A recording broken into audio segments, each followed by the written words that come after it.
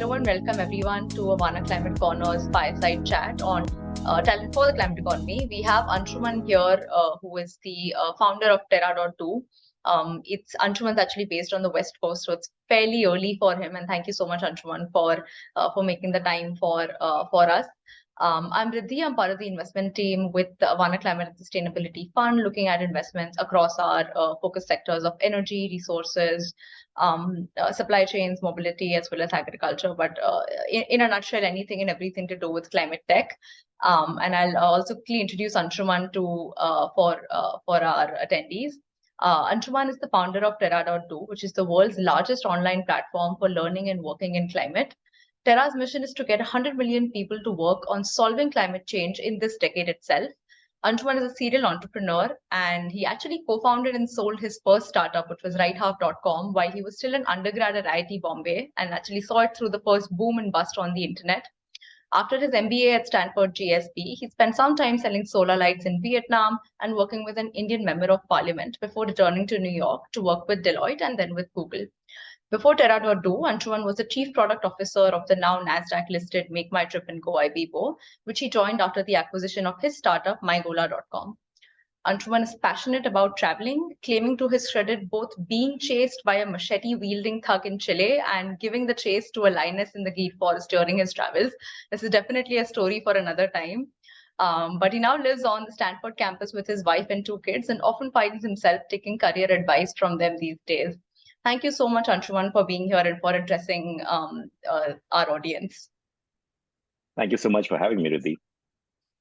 Amazing. So I'm gonna, kick things right off. I think as we've seen, you have seen the internet.com era. You've also seen the mainstream tech era with companies like Make My Trip and Go Ibibo. And let's kick things off with kind of knowing what really was the aha moment that triggered your move from this mainstream tech to now working on climate.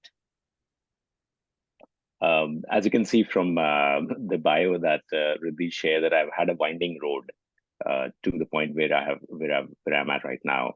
But it does feel like a culmination of so many dots that I've connected back here again. So one of my key moments was the year 2016, and 2016 was when Trump happened in the US, Brexit happened in the UK, and my family and we were all in at the Great Barrier Reef snorkeling. My daughter was old enough to snorkel, and I have this beautiful video of her swimming through the reefs and even singing while she's still inside the water. She's entranced. And my son was too young at that time to be able to snorkel, so he was on the boat. And that year was the first year of the mass bleachings that killed 30% of the reef because of global warming. And I realized with a bit of a shock that I had been taking it for granted that the world would obviously be a better place for our children. And when that need not be the case, that we might have to kind of actively take a part in shaping that. So that was one of the awakenings. And then if you look at my career, I've worked in a bunch of interesting nonprofits, for-profits all through, including working on political action in India. And there's always this dichotomy between profit and purpose. Right, so you can choose one over the other. There's always this, let's make money first, and then we'll give it away philanthropically in the second half of our career. And that always felt like a false dichotomy, but it was very hard to kind of marry that together. And then, of course, in around 2018-19, as I started looking a little bit more at what I want to do next, so I've been always very climate anxious, and I started looking at the space a lot more closely. And spoke to maybe hundreds of people, everything from nuclear fusion to environmental justice in India, US, all across the world, and came back with this big aha moment, which is that I had never seen profit and purpose combined together in such a major way before. In fact, so much so that it felt like the early days of the internet when I had started my first company while in undergrad at IIT Bombay. It felt like the same confluence of factors was happening, which made internet what it is right now. So I started seeing some of the most talented people raising their hands and trying to get into that space, into climate. I started seeing capital coming in droves, especially in the US and to a certain extent in Europe, and now increasingly with someone like you also coming into India and other places. And it felt like the world was still misattributing or misunderstanding how big a deal this was. So I remember back in 1999, the internet was called new media, and I think of it as a pejorative term, right? Saying, "Oh, new media, this is like this cute little thing that these nerds have built out that will be on the side that some media companies would have to worry about, and everything else will remain the same." And of course, 20 years later, nothing has remained the same because of the internet. I mean, it runs everything. It's the bedrock of a lot of that we do, including our politics. And to me, climate change felt the same thing, especially once you start looking at the science behind it. That is inexorable, right? There's so much that to unpack there. And the crisis is one part, but then the classic Chinese proverb, right, which is that every crisis is also an opportunity. And it became also very clear that if, as a world, we manage to get our act together, then this would be the biggest transformation of the industrial economy across the world that we've ever seen. As big, if not bigger, than the Industrial Revolution. So to me, it felt like here we are talking about potentially saving the planet on one side, and on the other side, having trillions of dollars being deployed. And that marriage of profit and purpose was just something that was really attractive to me. So I said, okay, I'm going to work for the next 30, 40, 50 years, whatever I have left in climate, in all kinds of different capacities. So let's make a beginning. Amazing. And yeah, I think definitely climate sustainability, it is the next digital. It is the revolution that I think is really at our doorstep and cannot be ignored for a second longer. And yeah, I think on that note, why don't we also dig a little bit deeper into Terra.do? So what was the thought process behind starting Terra? And walk us through some of the wins and more importantly, the learnings along the way. Yeah, absolutely. So I was, so first of all, the name of the company itself, right, which is kind of a funny story. So I was living in Bangalore at that time. And for those of you who are familiar with Kormangala especially, there is this cafe, a hole in the wall called Cafe Terra, which is where I used to sit out of to have all my meetings which are related to climate. And one fine day, and this is early 2020, right before the pandemic was about to hit us. And a stranger at the other table walked up to me and said, "Look, I keep hearing you talk about climate. If you're serious, you should talk to my sister-in-law." And sister-in-law happens to be living in Hawaii, which is how I met Kamal, my co-founder.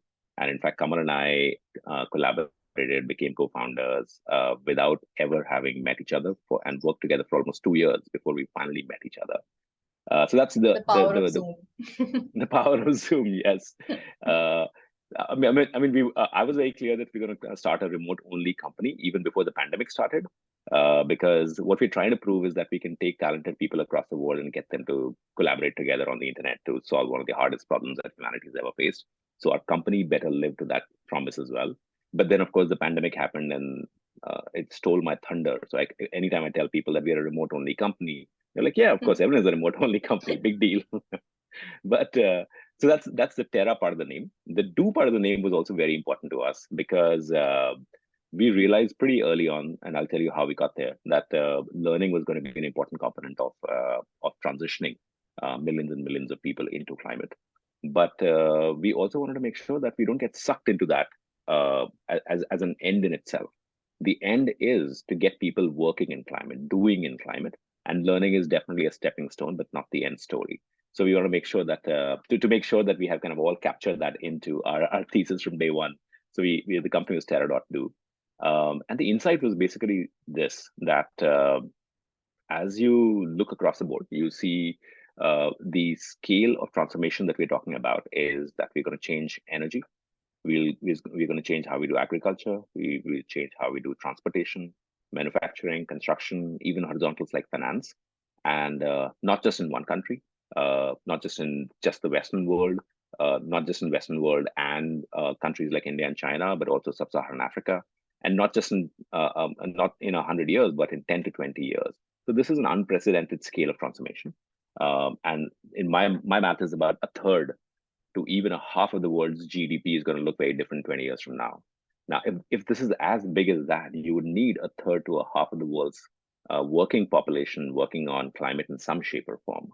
So this transition, and at that time, 2020, it felt like there were about 2 million people across the world working in climate and sustainability in some way. So that math didn't compute. It was a clear arbitrage there where you needed that number to go up by 100. So this combination that there was all this friction that individuals like myself were encountering when they were trying to shift into climate, and the fact that we would have to do that 100 million times, that presented an opportunity to me. It looked like a internet scale opportunity to me. It felt like we could build something in the middle that would reduce that friction, and it'll create incredible value for the world and for ourselves as well. So that's how Terra started.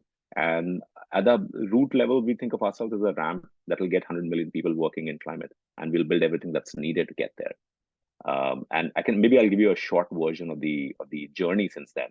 So, so when we started out, and this is as much a story of a founder trying to discover product market fit as anything else. So and I'm sure as an that will entrepreneur, resonate with a lot of people here. But yeah. yeah. So as an entrepreneur, I was trying to find the shortest path to the answer, and it felt like a labor marketplace, a talent marketplace, should be the easiest thing, right? You have employers who want talent, you have people who want to work in climate. Let's just make something that looks like a Indeed.com or something like that, and the rest shall follow. But we didn't see that much energy on the employer side at that time, and the climate ecosystem was still booting up, and it felt like everyone was kind of had their heads in the sand, trying to just get out of the door, and hiring was not necessarily the top thing on their mind. But on the individual side, I was blown away by people, incredible quality people, raising their hands and saying, "I'm going to work in climate, irregardless of what's out there." So we said, okay, fine, let's go where the energy is. Let's solve a problem for these guys, and then figure out, if we can build a business out of that. So the problem that they were facing all the time was, look, I'm this capable mid-career individual who has all these different skills, and I want to work in climate, but I don't know where to begin. And my challenge is not just to go to a job board and start looking at jobs. My challenge is I'm doing this for a variety of different reasons, including having the maximum possible impact with my skills. I don't even know how to frame that. I don't even know how to think about the climate problem and the solutions out there. So I need some kind of a navigational element to it. And of course, it also, and especially for the people who were early at that time, it felt lonely. It felt you were kind of the only person in your group who was thinking about doing something like this, and your old professional network was not very helpful, and so on. So we said, fine, okay, let's build something for them. And we launched a learning cohort, just 20 people, in May 2020. And the incredible part was who showed up for this cohort. So we had this person who was an SVP at Techstars, launched 2,000 startups across the world, who's now a partner at one of the larger funds, climate funds here in the US. We had this guy who was CTO at a $3 billion health tech company. And in the middle of COVID, remember, right? So he's saying, I think healthcare is taken care of. There are enough smart people working on that problem. I'm going to work on climate. And so we said, okay, there's something here. So we started growing that program. And then, being the tech kind of a mindset that we had, we said, let's platformize the whole thing. So because climate is so many different things. So then over a period of next 6 months, we built a platform that could host multiple learning programs. And we ended up over the next year launching about 15 different programs, everything from this boot camp that we had originally started with to a program for on EVs focused on fleet operators who are deploying EVs, a program on hydrogen for people in the energy industry who are looking to deploy hydrogen, and so on. So that became the learning part of our journey. And in the ideal world, if this had been a thriving large ecosystem already, that's all that we would have done, just gotten deeper and better at it. But because, again, these are early days, we realized that we will have to build the full stack. And the full stack meant that as soon as learning was done, how do these individuals get employed or deployed in climate? The whole jobs part of it was also broken. So we ended up building the jobs part of our business, which has turned out to be a fantastic acquisition tool for us as well. And then, of course, the beating heart of all of that was the community. So I think what we're, in fact, ultimately building is, I think, the world's largest professional community of people working in climate, bootstrapped through learning. Outcomes might be jobs, sometimes startups that people do, but that's where the heart of what we're doing. So if I have to truly like if I have to give a elevator pitch or even a tagline for what we're trying to build in the X for Y kind of a format, I think we're building something that looks like a LinkedIn for climate. Amazing. And I mean, as someone who has been a Terra alum myself, I think I've definitely seen the power of having that professional network of like-minded people who are working on the same problem statement and attacking it from different angles. And I think that's an amazing thing to be a part of. Just a reminder to people in the audience, please feel free to post anything that you want to have addressed in the Q&A. We will have some time towards the end to also ask some questions to Anshuman.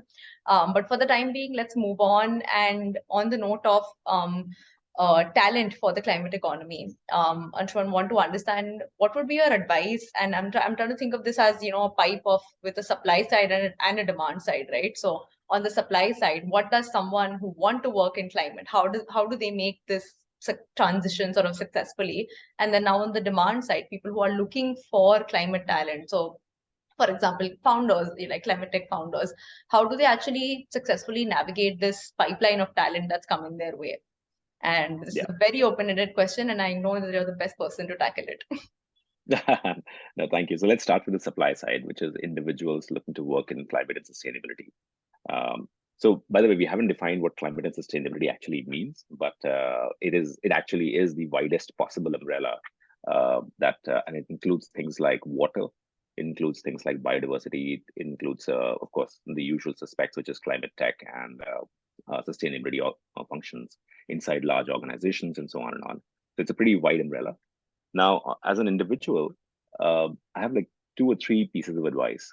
One is that the climate landscape is literally everything under the sun, no pun Yeah. intended, right? So your instinct might be to go jump in and start applying for the first job that shows up, calling itself climate. But if you should, I would suggest that you rather zoom out for a second and build your own mental framework of what this space is.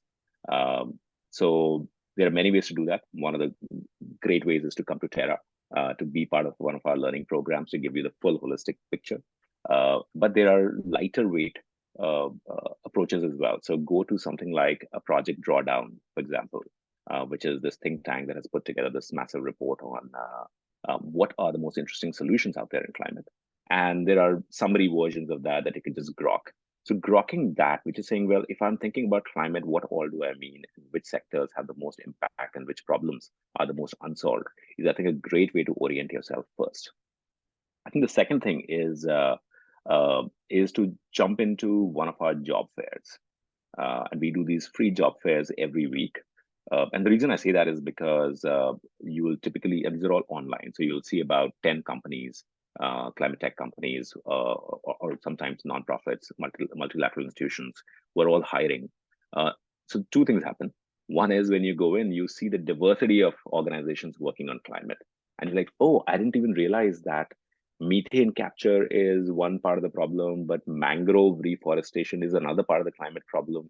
And scope 3 emissions tracking is another part of the problem. That is how wide this is. So it opens up your mind on what the universe looks like. And the second thing that happens is that you have 1,000 people also logged into the call along with you.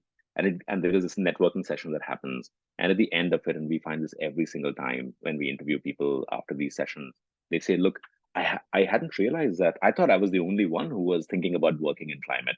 And here there are 999 other people like me, just as talented, who are also thinking about it. So it feels there's a sense of camaraderie. So that's the second thing I would say. And maybe the last thing I would say is that use all of that. This should not take you more than, I don't know, 10 hours of work, like the shortest version of this. At the end of this, have a bit of a thesis around the intersection of your skills and impact in climate. So there are lots of companies which are hiring for all kinds of different roles. Some of those roles are directly applicable to the skills that you have, but they might not be the most impactful necessarily. So so have just a working thesis that you keep refining as you go and meet companies and network with people in this space. So that's on the supply side. On the demand side, I've actually good news for all founders and companies which are in the climate space, which is the level of excitement, desire to work in climate amongst talented people is actually uh, uh, much larger than the proportion of capital or even sometimes visibility that these companies have right now. So so it's almost like you have to start with a mindset of abundance, which is you will not be often struggling with in trying to recruit someone from the latest hottest fintech company or the latest hottest whatever is cool right now, AI company, because these are people who are coming in with a very different motivation, just as skilled, sometimes even more so, who are looking to jump into the few climate companies which are out there right now. So therefore, you will have a reasonable level of demand if you are out there propagating the roles that you have open. But the other thing which I would also call out is that I was in the beginning very worried when we were starting out that, look, does it really matter if you're trying to hire a software engineer, what their climate commitment is, what their climate knowledge is? I mean, sure, they have to be great software engineers first and foremost. And on the margins, if they know anything about climate, that's okay. And I was a skeptic. But now we have about 350 plus climate employers across the world who hire from Terra. And this has now been going on for about a year plus. And what we've heard from employers is that the quality of engagement and the level of attrition is completely different for people who come climate committed first. So in that sense, in your interview panel, when you're talking to people, do ask them, why do you care about being in this space? And I will tell you that sometimes it will unlock an emotional vein inside their mind that you wouldn't have even expected. And they would go on and on for about 5 minutes about why this matters to them. And imagine having an employee like that working for your company. I mean, that's incredible. Yeah, no, definitely. Because then they bring that same amount of dedication and apply it with full force to your cause. Um, yeah, Yeah. no, that's amazing, I think. And you mentioned that on the supply side, there is definitely, this concept of an immediately transferable skill set, right? That people can actually just simply apply to a climate problem. So where do you see is the low-hanging fruit today in terms of talent? Uh, So I see gaps in a couple of different areas where it seems like there's a lot more demand than there is supply. Mhm. So if you're an individual who has those skills, you should be jumping on those opportunities. So one is, I mean, on the technical side, we see a lot more demand for hardware, chemical, Mhm. electrical engineering, and mechanical engineering kind of backgrounds, folks. And these are all people who typically get sucked out of colleges into a DuPont or a Danone, et cetera, et cetera. So they're going to the big industrial old economy companies right now, where some of them are, by the way, doing great work on sustainability. So no shade on them. But if you have those kind of backgrounds, then remember that especially in the early days on the climate tech side, those are some of the hardest roles to fill out. So do look for that. And at the other end, for people in the business with business kind of backgrounds, ESG is this massive sector, which is where is the skill to talent gap is in my opinion almost 1:10, if not more, which means that the number of roles which are potentially open Mhm. for ESG are 10 times as many number of people that are actually out there. And the reason is that a lot of this ESG work is happening inside, say, a consulting firm that is advising a large Fortune 1000 customer across the world into this sustainability transition. And what they need are people who have skilled backgrounds. So often they're looking for people who have already had done ESG in some shape or form before, which, as you can imagine, is a classic chicken and egg problem, right? Which Yeah. is that if you don't have ESG background, how do you even get into that in the first place? But a lot of large ESG employers are beginning to create their own training programs. We are helping set up some of those. And they're trying to suck in people who have business backgrounds and analytical backgrounds who could then come in. And there's a big gap there right now.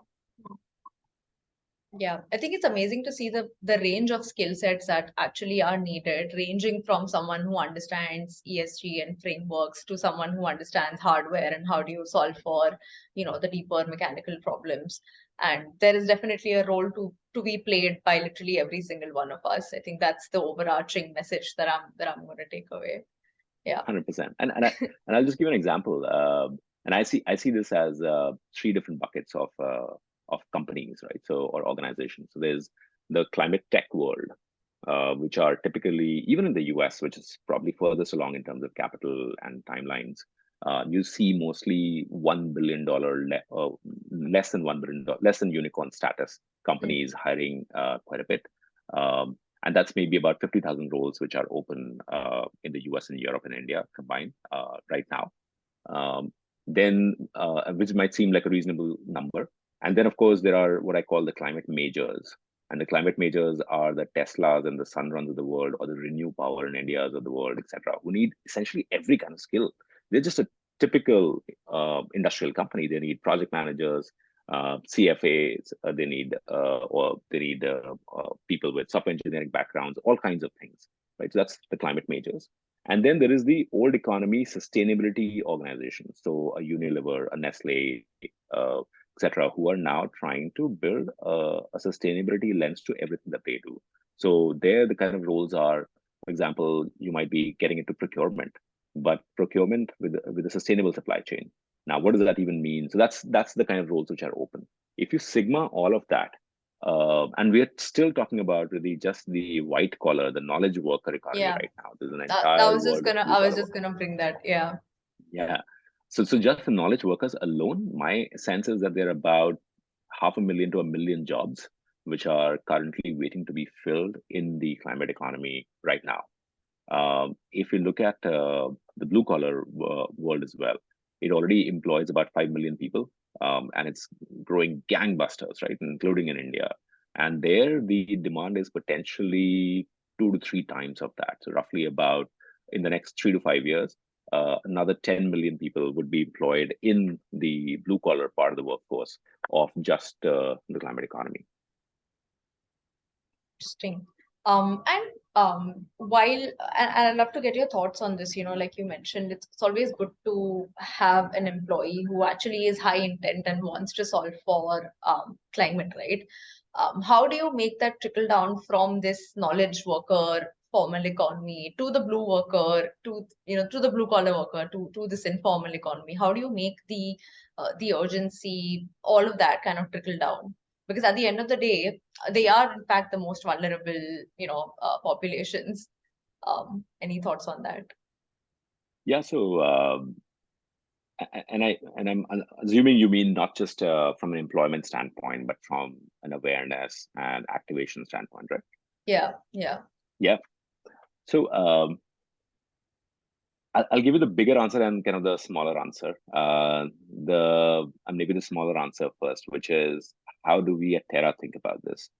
And I'll be candid. I don't want to worry about this problem, and I don't worry about this problem, and that is because unfortunately, the level of awareness about the climate crisis has massively intensified. And I live in California, which is a developed part of a very developed country, and even here there are orange skies, right? And if you live in Delhi, the definition of climate is not necessarily global warming, but it is air pollution, which is directly attributable to that too. So all across the world, everyone is sufficiently activated. What is the challenge is that there is this window of opportunity between activation and disappointment, so to speak. Right? And I worry a lot about kids coming out of college right now, because this generation is hyper activated about what's happening with climate. But if we don't give them an opportunity to use that to work and bring the skill somewhere within the next 3 to 4 years or 5 years, then we would have lost that generation to all the normal stuff that keeps happening in the world. So that's one part of it, which is that I don't worry about it because the awareness part of it is already happening. But I do worry about the friction of people taking that awareness and converting it into actual doing in the climate world. And that's where Terra comes in. So Yeah. even for us, even though we are kind of an edtech company and edtech plus company, but we've always opened up everything that we have built. So for example, we've spent enormous amounts of time building what I think is the world's best curriculum on climate change and the opportunities associated with that. The vast majority of that is actually broken up into 15-minute modules and available on our app. So anybody in the world can download that, start getting up to speed on any topic in climate, and we update that on a weekly basis. Same thing with jobs and job boards, which is we're trying to make it as open access as possible. So my focus as an entrepreneur is that, look, the climate crisis will take care of the awareness. the amount of capital that is coming into climate will take care of the opportunity part of it, that people will not ignore it anymore because they're saying, oh, another guy raised $100 million for this thing which I wasn't even paying attention to, or a new fund, billion-dollar fund started, or this country made a large net zero commitment, et cetera, et cetera. I think that will get everyone's eyes and ears up. But I do worry about the friction for people taking that knowledge and now being able to do something with it as quickly as possible. So that's where our head's at. And that's where Terra comes in. Yeah. Great. Okay, I have one final question, and then I'm going to take a couple of questions that we have in the Q&A box. Now, as a global platform, I know Terra has people from all across the world, from the US, Europe, India. You probably have line of sight on, climate action and talent in most geographies. What differences and similarities are you seeing arising across different geographies that are probably on different levels in their climate journey? Yeah, that's interesting. So I was actually just at a event at Stanford yesterday, speaking along with another person from the Department of Energy here, policymaker. And I was actually thinking that, look, it's pretty cool that in the US, the land of free markets, and in Stanford's business school, which is where capitalism is kind of comes to roost, you have now government officials, policymakers being front and center.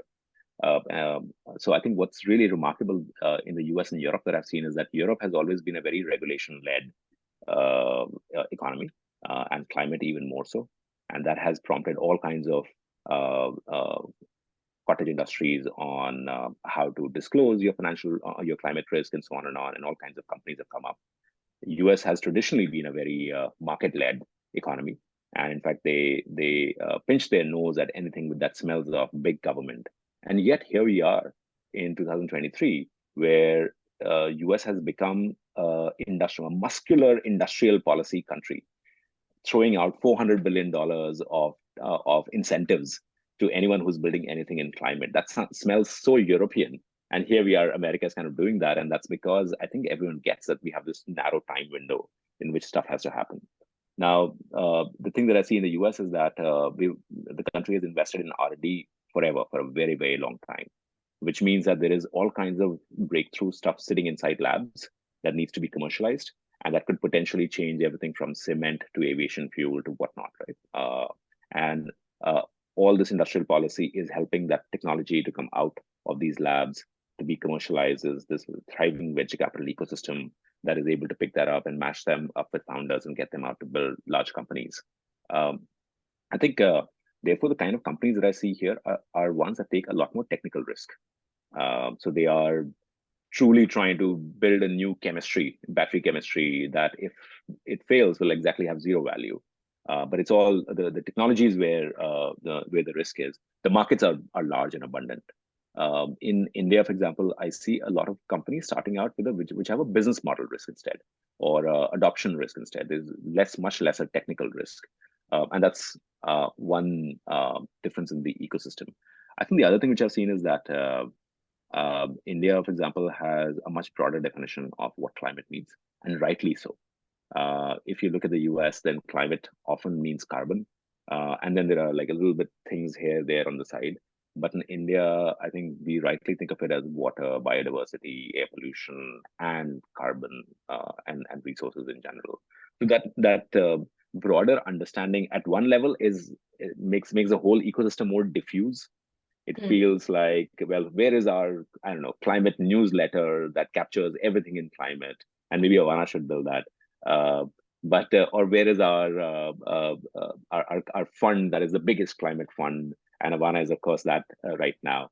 So we need a lot more of that. We need 10 Avaanas. But I think that diffusion, that climate means all these different things, is actually, in my opinion, a more resilient definition of what climate change and climate opportunity really is, because that connects very much to where each of these different economies are in their states of transition. Yeah, no, definitely makes sense. I think climate for India and for most of the developing world, it can't just be carbon and energy. It has to go beyond mitigation to also touch upon adaptation and resilience.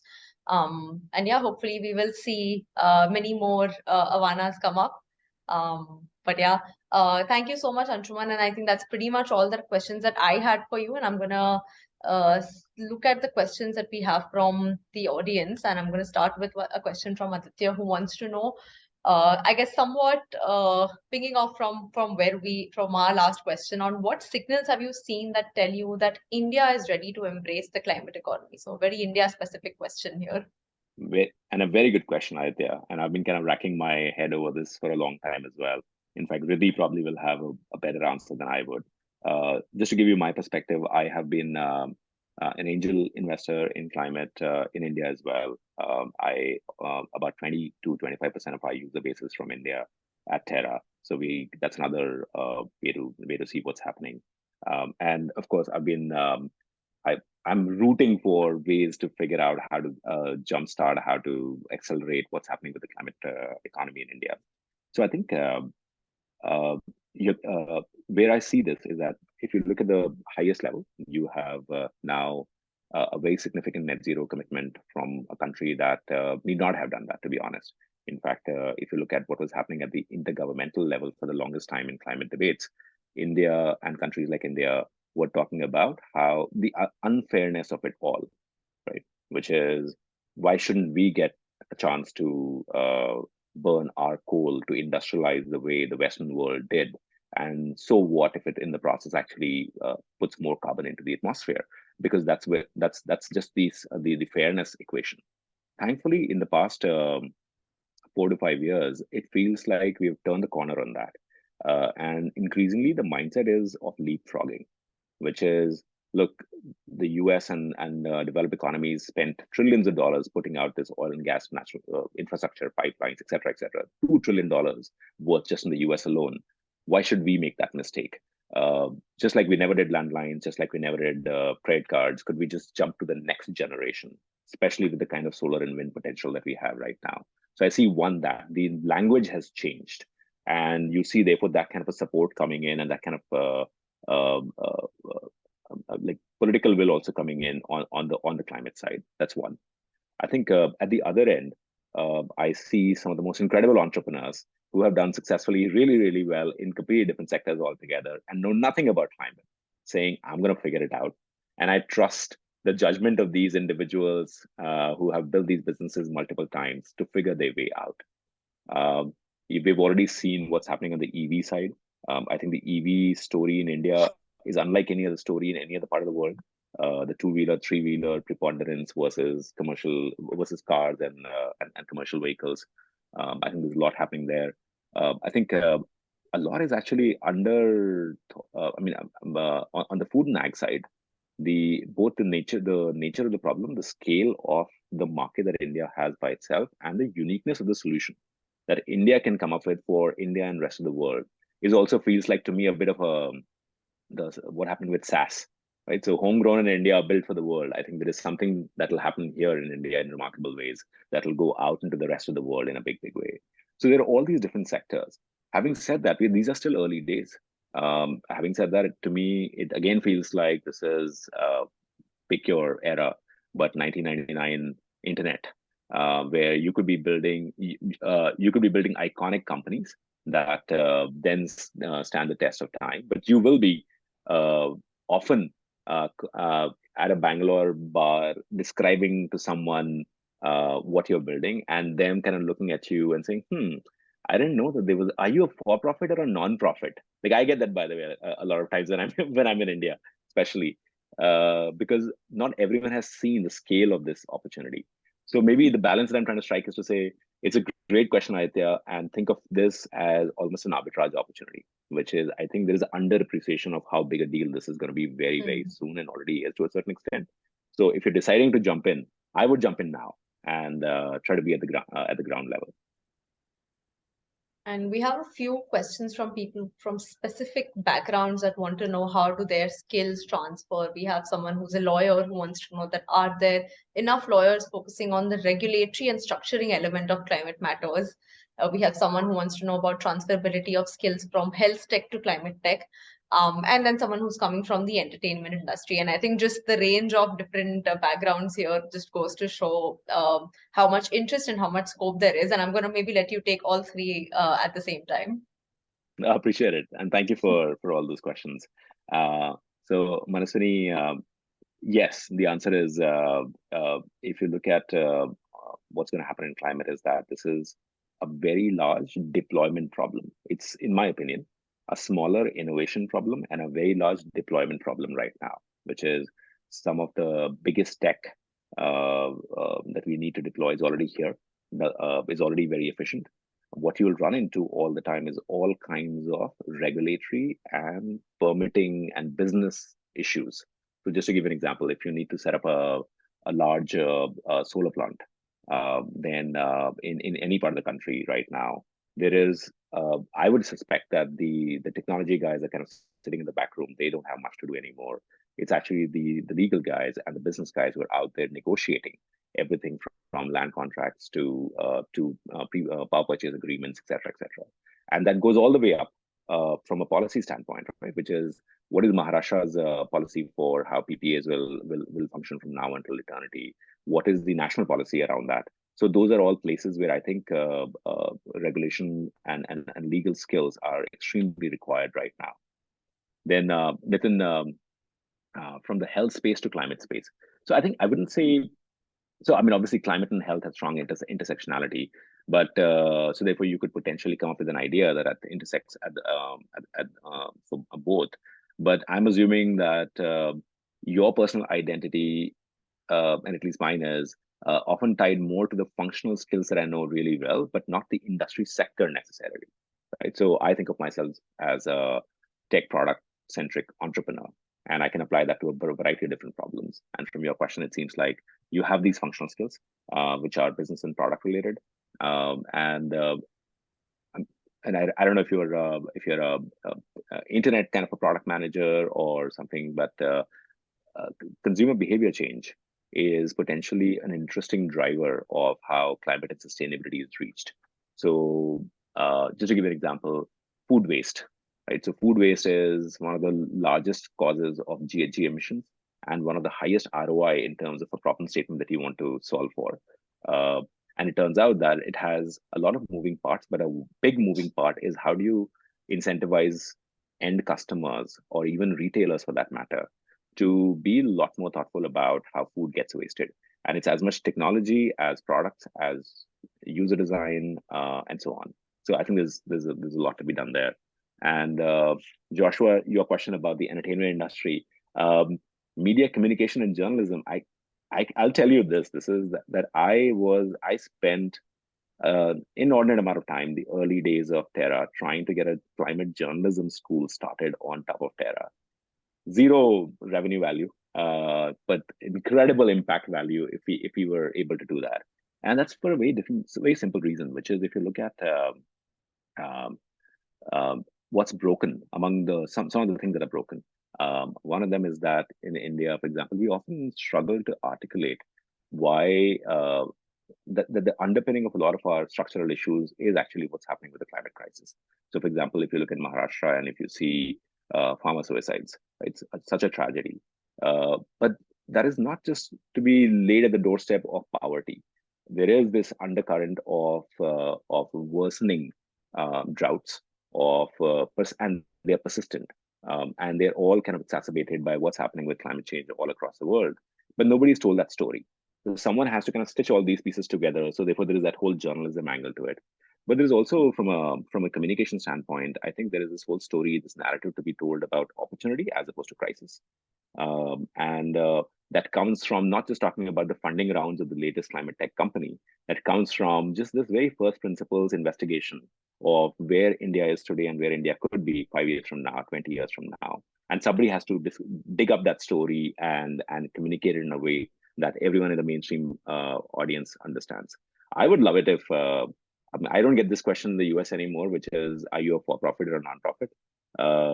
I wish that someone from like folks from the communication world solve that challenge, that this is not just a do-gooder thing anymore. This is at the heart of business. This is at the heart of competitive edges. It's at the heart of national security, all those different things. And we have to tell that story. Yeah, definitely.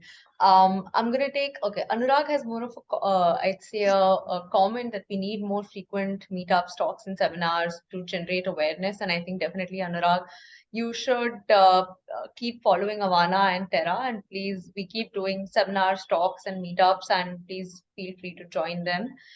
We have a question from Tiger. That's a very interesting name, Tiger, who wants to know, how do you see the hard tech companies becoming a part of Terra, and what is the level of interaction you're seeing with deep tech, with deep tech, hard tech, I think is what his question is oriented towards.